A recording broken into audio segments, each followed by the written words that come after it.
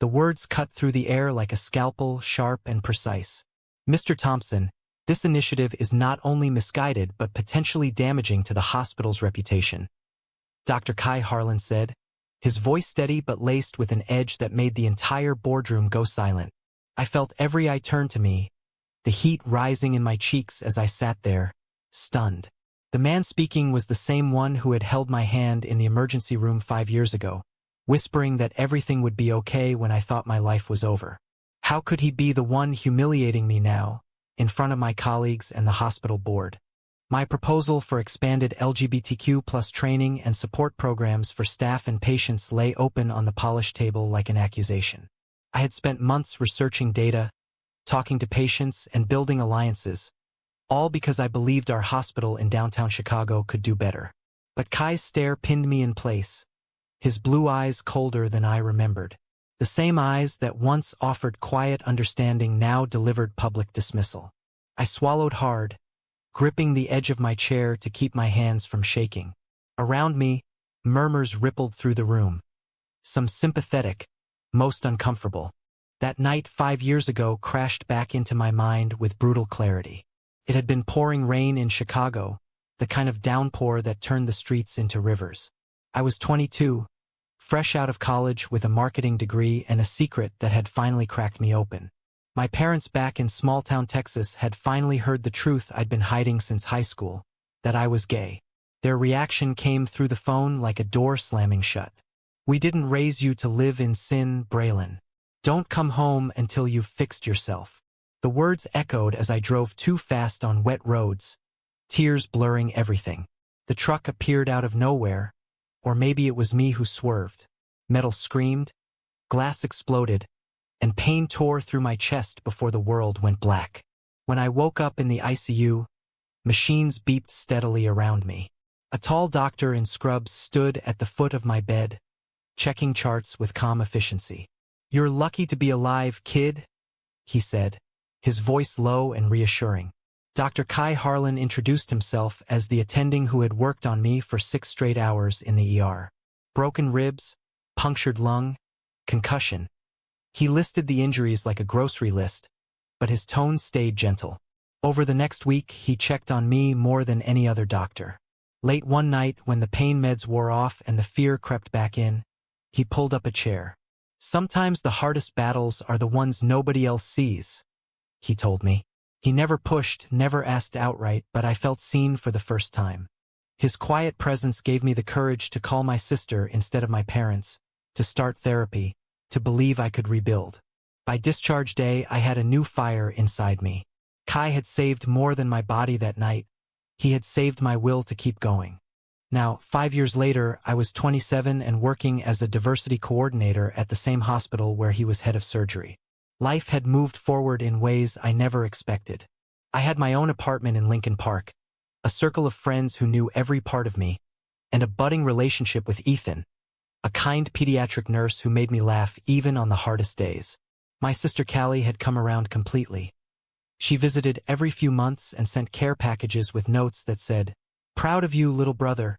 My parents still kept their distance, but the silence hurt less than it used to. I thought I had left that broken boy in the wreckage. Until today. Kai continued, gesturing at my slides. "We're a medical institution, not a social experiment. Resources should focus on proven outcomes, not personal agendas." The implication hung there, heavy and unmistakable. A few board members shifted uncomfortably. I opened my mouth to respond, but the words stuck. The man who once stayed past his shift to make sure I wasn't alone was now using his power to push me back into the shadows. The irony burned hotter than the pain from that old car crash. After the meeting ended, I stayed seated while others filed out. Kai gathered his notes without looking at me. For a second our eyes met, and I saw something flicker. Regret? Fear? It vanished before I could name it. He walked out without another word. I sat there alone, the glowing city lights of Chicago visible through the tall windows, and wondered how the person who once saved me could now try to break me again. My phone buzzed. A text from Ethan. "How did it go? Dinner at my place tonight? I made that pasta you like." I smiled despite everything. At least some parts of my life felt solid. But as I stood and straightened my tie, I knew this wasn't over. Kai's words had reopened old wounds, and I wasn't the same scared kid from 5 years ago. This time I would fight back. Not with anger, but with the truth I had fought so hard to own. The next morning I arrived early, determined to follow up with the chief of staff. The hallways buzzed with the usual energy, nurses rushing between rooms, doctors consulting in hushed tones. I spotted my friend Marcus, a straight ally who worked in HR, grabbing coffee in the cafeteria. "Rough meeting yesterday?" he asked, sliding a cup toward me. I nodded and told him the highlights. Marcus shook his head. "Kai's been under pressure lately, but that was out of line. You want me to back you if you escalate this?" His support felt like armor. We had become close over the past year, bonding over late-night planning sessions for diversity events. He never treated my identity as a topic to tiptoe around, he just showed up. I spent the rest of the day buried in reports, but Kai's voice kept replaying. By evening I met Ethan at his apartment. He greeted me with a warm hug and a kiss on the cheek. "You look like you need this," he said, handing me a glass of wine. We cooked together, laughing about silly patient stories, and for a few hours the boardroom felt far away. Later, curled on the couch, Ethan listened as I recounted the meeting.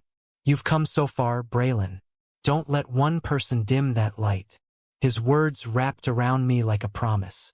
In that moment, with his arm around my shoulders and the city humming outside, I felt the happiness the old me could only dream about.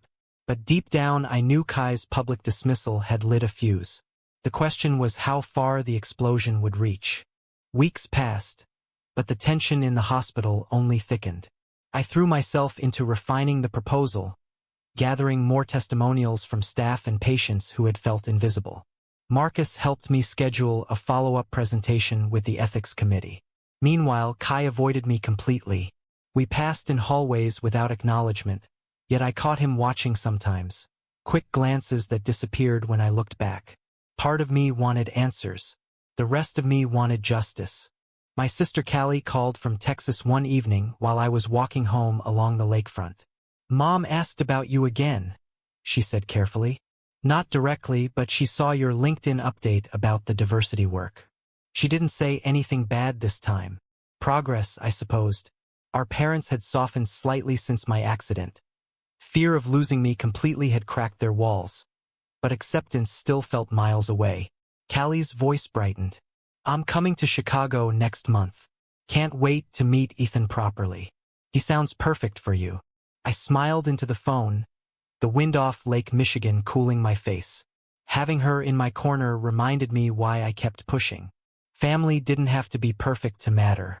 At work the following Monday, the ethics committee meeting went better than expected. Several doctors praised the data on improved patient outcomes when staff felt supported. I left feeling hopeful until I overheard 2 surgeons talking near the elevators. "Harlan shut that down fast last time. Wonder why he's so against it."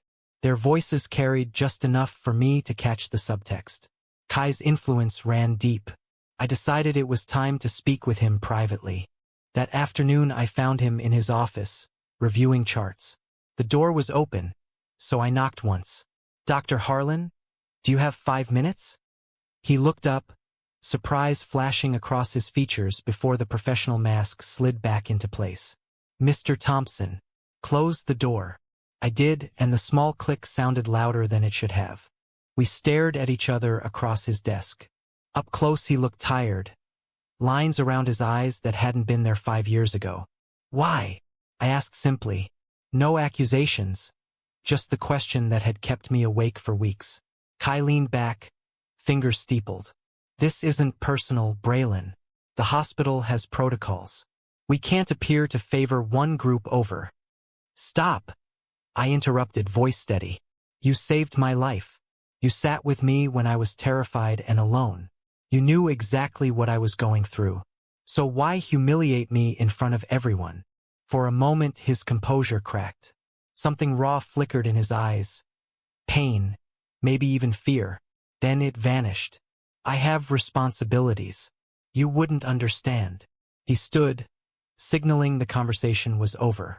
If you pursue this further, it could affect your position here. Think carefully. I left his office with my pulse racing. His threat lingered like smoke. That night, Ethan noticed my distraction during dinner. "Talk to me," he said, setting down his fork. I told him everything, including the private exchange. Ethan reached across the table and took my hand. "You're not alone in this. We'll figure it out together." His touch grounded me. Later, as we walked along the riverwalk under string lights, he pulled me close and kissed me softly. In that quiet moment, the city lights reflected in his eyes, and I felt the kind of peace that made every struggle worth it. Love wasn't loud or dramatic. It was this steady support on the hardest days. The next morning, Marcus pulled me aside in the break room. "Word is the board is reviewing your proposal again. But Kai submitted a counter memo. He's pushing back hard." I nodded, already expecting it. What I didn't expect was the email that arrived an hour later from the Chief of Staff. A request for a formal mediation session between Dr. Harlan and myself. Neutral ground. Mandatory. I stared at the screen, heart pounding. Mediation meant facing Kai again, this time with witnesses who could decide the hospital's direction. Part of me wanted to walk away, to protect the fragile happiness I had built with Ethan and my growing confidence. But another part, the part Kai himself had helped awaken 5 years ago, refused to back down. I had come too far to let fear win. That evening I drove to my favorite spot overlooking the lake, the same route I had taken the night of the crash. The city sparkled below, alive and unapologetic. I thought about the boy I used to be, the man I had become, and the doctor who had once been my lifeline. Whatever happened in mediation, one thing was clear. I would face it with the truth I had fought to claim. No more hiding. No more silence.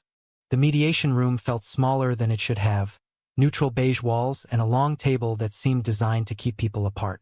I arrived early, notes organized, heart steady thanks to a morning text from Ethan. "You've got this. Proud of you."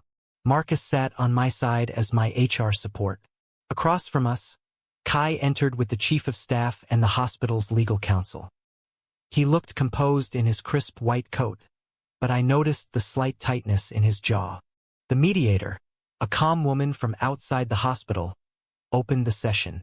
"We're here to find common ground on the proposed LGBTQ+ initiatives.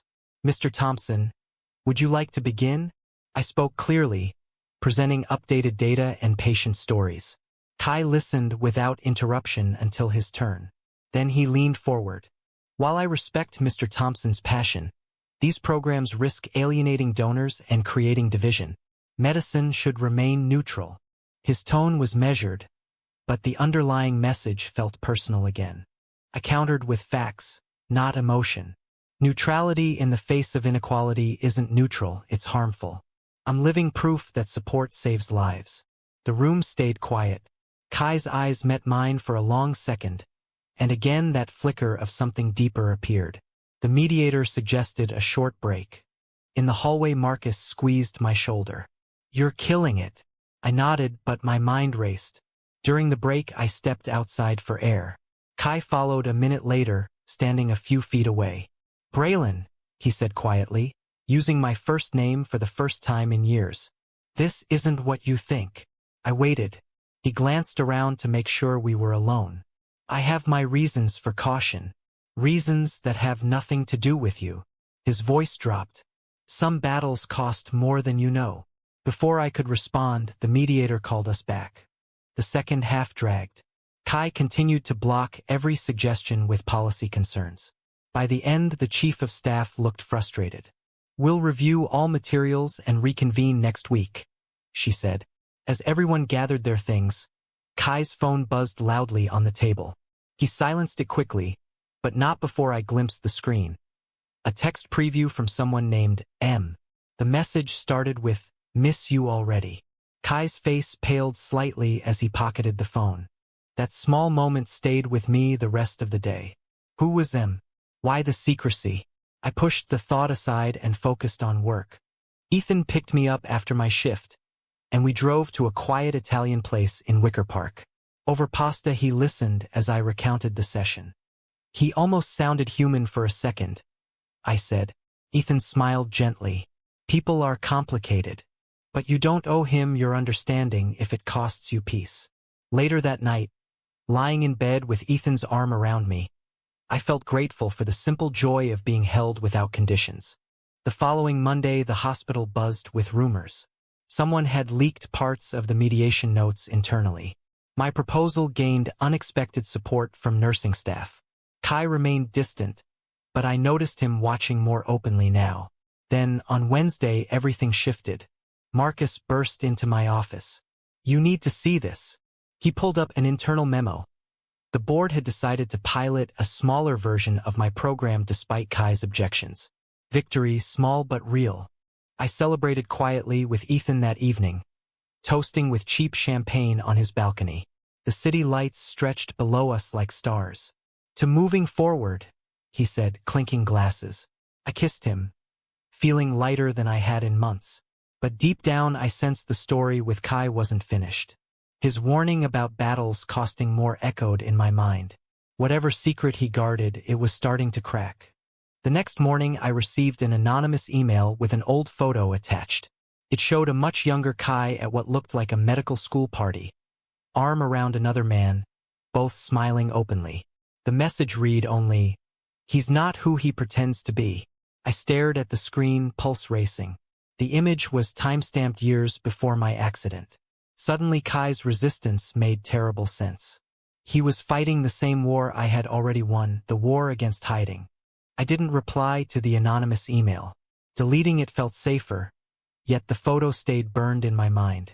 Kai had once given me courage without ever revealing his own truth. Now that truth threatened to surface, and part of me wondered if I should warn him. The rest of me remembered the boardroom humiliation and stayed silent. Callie arrived in Chicago that weekend, bringing her usual energy and a suitcase full of Texas snacks. We met Ethan for brunch at a sunny cafe overlooking the river. Watching them laugh together filled me with warmth I hadn't felt since childhood. "He's a keeper," Callie whispered when Ethan stepped away.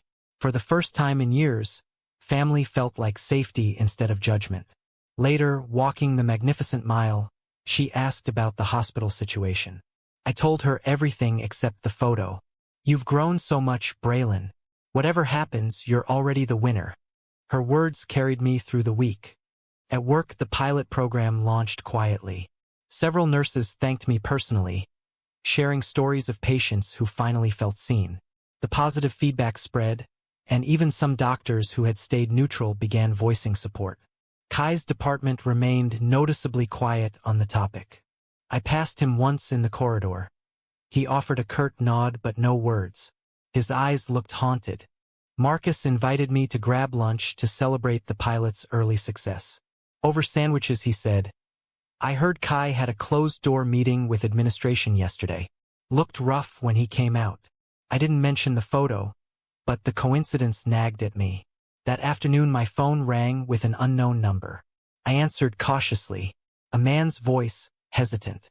"Is this Braylon Thompson?" I saw the internal memo about the new program. I used to know Kai Harlan. We were together in med school. He helped me through some dark times too. The caller, his name was Michael, spoke quickly as if afraid to stop. He confirmed the photo was real. Kai had ended things abruptly when residency pressure mounted, choosing the closet over honesty. Michael had moved on but never forgotten the kindness Kai showed when no one else did. "He's a good man underneath the fear," Michael said before hanging up. "But fear wins if you let it." The conversation left me unsettled. Kai wasn't a villain. He was a man trapped by the same pressures I had escaped. Yet his choice to shame me publicly still stung. I wrestled with the information for days, confiding only in Ethan. "You don't have to carry his secret," Ethan said one night as we watched the lake from my balcony. "But you also don't have to destroy him." His wisdom felt like a lifeline. The following Monday, the hospital held its quarterly all-staff meeting. I wasn't scheduled to speak, but the chief of staff surprised everyone by inviting me to share early results from the pilot. Applause followed my short presentation. As I stepped down, Kai stood suddenly. The room quieted. For a moment I braced for another public attack. Instead he cleared his throat. The data speaks for itself. I withdraw my earlier objections. Murmurs rippled. Kai sat back down without meeting my eyes. It wasn't an apology, but it was the closest thing to one I had ever received from him. After the meeting, Marcus clapped me on the back. That took guts. I nodded, still processing. Later that evening, Ethan and I cooked stir-fry together, music playing softly. He pulled me into a slow dance in the kitchen, his laughter warm against my neck. In his arms, the complicated tangle of past and present felt manageable. Happiness wasn't the absence of conflict. It was choosing to keep moving forward anyway. The next day, an official notice circulated. An external review of hospital diversity policies had been approved, prompted by the pilot's success. Kai's name appeared on the review committee. The irony wasn't lost on me. Whatever internal battle he was fighting, the tide had turned. I wondered if the photo or Michael's call had played a role, but I never asked. Some truths reveal themselves in their own time.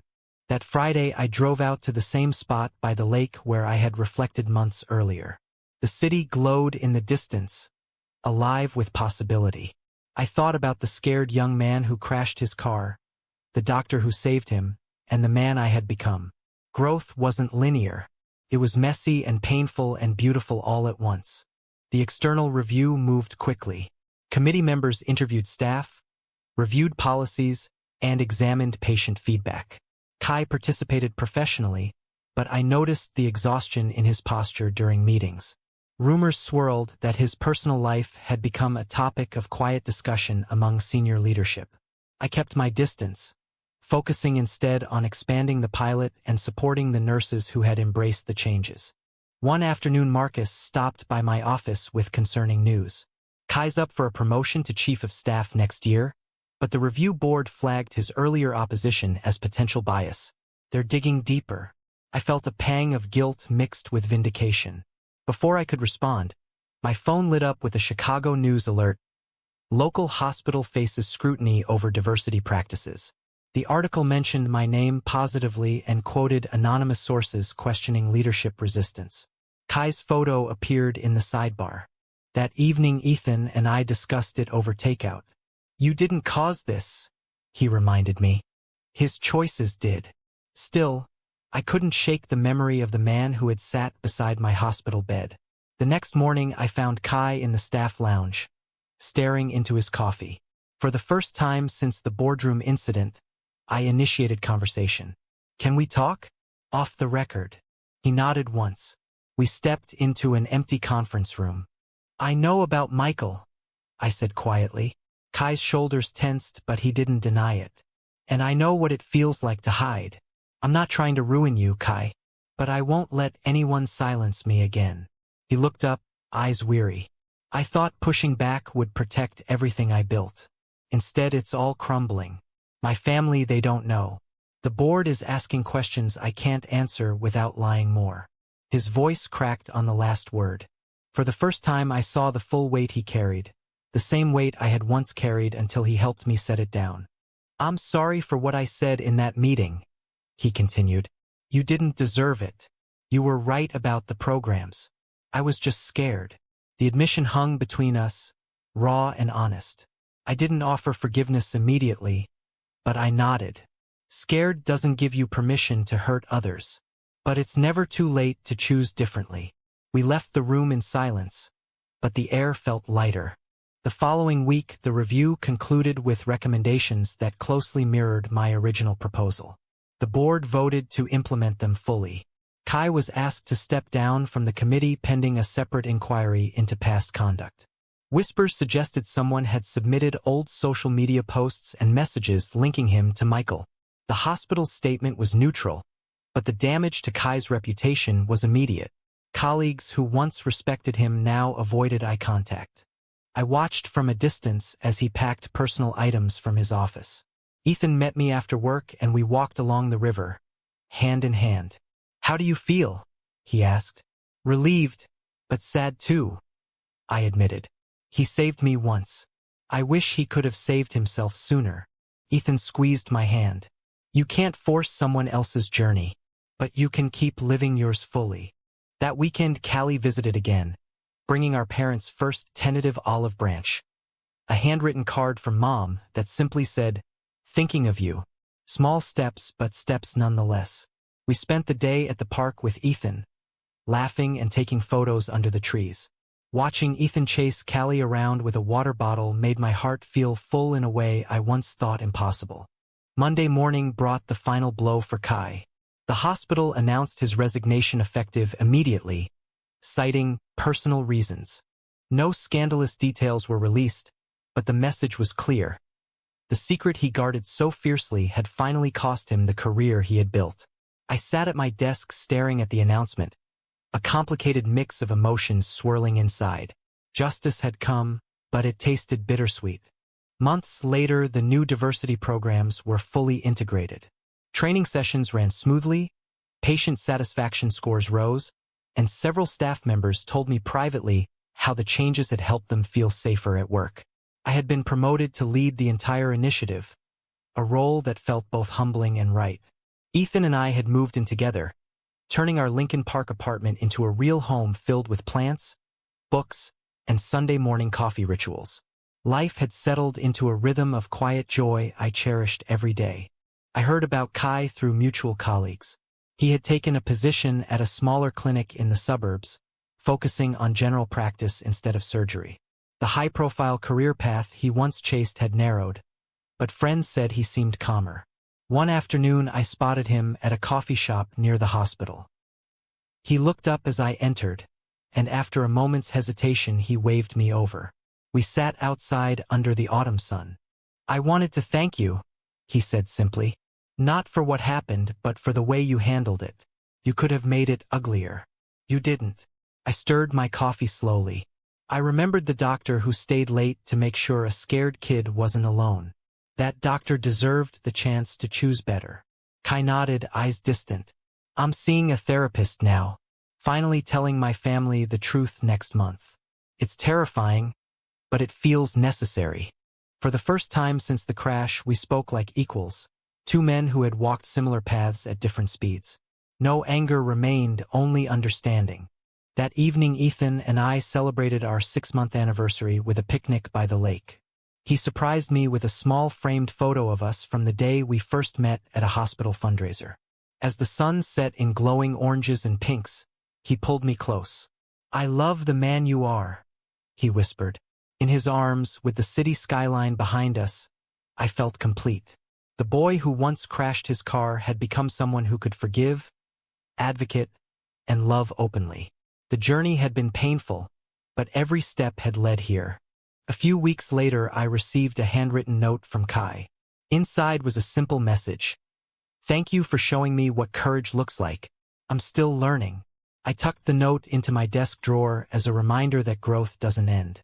Looking out my office window at the bustling Chicago streets, I realized the story wasn't just about betrayal or justice. It was about the choices we make when no one is watching, the ones that define who we become. I had chosen truth. Kai was learning to choose it too. And somewhere in between, both of us had found our way forward. True or false? The price one pays for denying their true self is always heavier than the cost of facing the truth.